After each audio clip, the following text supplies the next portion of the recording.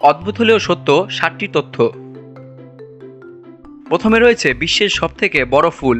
বিশ্বের সবথেকে বড় ফুল পাওয়া গেছে ইন্দোনেশিয়ার সুমাত্রা রেইন ফরেস্টে। নাম রাফলেসিয়া আর্নল্দি। ফুলটি গাড়ির টায়ারের চেয়ে চওড়া হয়। ইন্দোনেশিয়ার 3টি জাতীয় ফুলের মধ্যে এটি একটি। এর বেশ 3.3 ফুট, ওজন প্রায় 11 কেজি পর্যন্ত হতে পারে। লালচে বাদামি রঙের এই ফুলের বৈজ্ঞানিক নাম র্যাফলেসিয়া আর্নল্দি। র্যাফলেসিয়া আর্নল্দি খুবই বিরল এবং এটি প্রায় 7 থেকে 9 দিনের মধ্যে ফুল ফোটে। এই ফুলের গন্ধ অতীব দুর্গন্ধযুক্ত, যা যা পচা মাছের মতো। এটা একটি প্যারাসিটিক ফুল, অর্থাৎ অন্য গাছের উপর পরজীবী হিসেবে বৃদ্ধি পায়। সাধারণত এটি শতাব্দীতে একবারই ফোটে, তাই পৃথিবীর অন্যতম অদ্ভুত এবং বিরল ফুল হিসেবে এটি পরিচিত। দ্বিতীয় স্থানে রয়েছে অগ্ন্যুৎপাত থেকে বজ্রপাতের সৃষ্টি। অগ্ন্যুৎপাতের ফলে বজ্রপাত হতে পারে, যা অনেকের জন্য অবিশ্বাস্য। সাধারণত বায়ুমণ্ডলের ধনাত্মক ও ঋণাত্মক চার্জ যুক্ত কণাগুলো আলাদা হয়ে যাওয়ার কারণে বজ্রপাতের সৃষ্টি হয়। যখন অগ্ন্যুৎপাত ঘটে তখন ভলকানিক ছাই, ধুলা এবং গ্যাস বাতাসে উঠে আসে। এইসব উপাদান বায়ুমণ্ডলে সঞ্চালিত তড়িৎ শক্তি তৈরি করতে সাহায্য করে এবং এর ফলে বজ্রপাত ঘটে। তাই অগ্ন্যুৎপাতের পর বজ্রপাতও খুব সাধারণ একটি ঘটনা।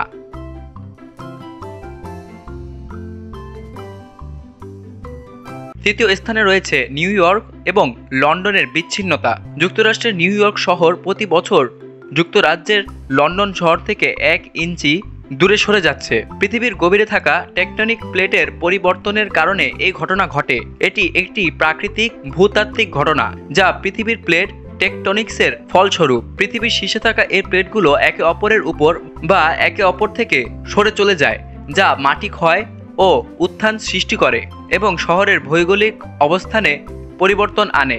এটি এমন একটি প্রক্রিয়া যা আমাদের পক্ষে সরাসরি লক্ষ্য করা সম্ভব না হলেও এটা সময়ের ব্যবধানে বিশাল পরিসরে প্রভাব ফেলতে পারে। চতুর্থ স্থানে রয়েছে টর্নেডোর গঠন এবং সৃষ্টির প্রক্রিয়া। টর্নেডো সাধারণত বিষুবরেখার উপরে ও নিচে বিপরীত দিকে ঘোরে। টর্নেডো এক ধরনের ঝড় যা সাধারণত প্রচণ্ড তাপমাত্রা পরিবর্তন এবং বাতাসের চাপের ভারসাম্যের কারণে সৃষ্টি হয়। অনেক সময় বাতাস উপরে উঠে ঝড়ো মেঘের সৃষ্টি করে। এই মেঘের একটি সরু অংশ মাটির কাছাকাছি থেকে ঘুরতে থাকে। চোঙের মতো দেখতে এই অংশকে বলা হয় টর্নেডো। টর্নেডোর সৃষ্টি একটি ভয়ঙ্কর প্রাকৃতিক ঘটনা, যার ফলে বিশাল ক্ষতি হতে পারে। তবে বিজ্ঞানীরা এখন অনেকটাই এর পূর্বাভাস দিতে সক্ষম, যা মানুষের জীবন রক্ষায় সহায়ক। পঞ্চম স্থানে রয়েছে পৃথিবীর 97% পানি লবণাক্ত। আমরা সকলেই জানি পৃথিবী জুড়েই রয়েছে পানি। পৃথিবীর প্রায় 97% পানি লবণাক্ত।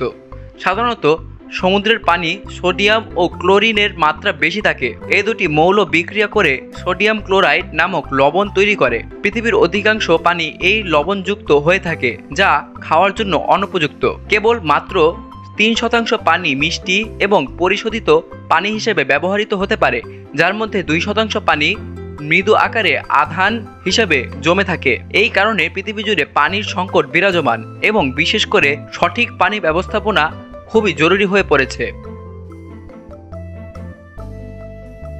ষষ্ঠ স্থানে রয়েছে হিমালয় পর্বতমালা প্রতি বছর বাড়ে। হিমালয় পর্বতমালা প্রতি বছর আধা ইঞ্চি করে বেড়ে চলেছে। প্রায় 5 কোটি বছর আগে ভারতীয় টেকটনিক প্লেটের সঙ্গে ইউরোপীয় পাতের সংঘর্ষের ফলে গঠিত এই হিমালয় পর্বতমালা এবং তিব্বত মালভূমি। এই টেকটনিক প্লেটের সংঘর্ষ এখনও চলমান, যার ফলে প্রতি বছর হিমালয় পর্বতের উচ্চতা কিছুটা বাড়ে। এই ধরনের ভূতাত্ত্বিক পরিবর্তন পৃথিবীর ভূপৃষ্ঠের গঠনকে বদলে দেয় এবং এর ফলে পৃথিবী একটি জীবন্ত এবং ক্রমাগত পরিবর্তনশীল স্থান হয়ে ওঠে। সপ্তম স্থানে রয়েছে উত্তর মেরুর পাম গাছের প্রাচীন তত্ত্ব। উত্তর মেরুর পাম গাছ প্রায় 55 মিলিয়ন বা 5.5 কোটি বছর আগে জন্মেছিল।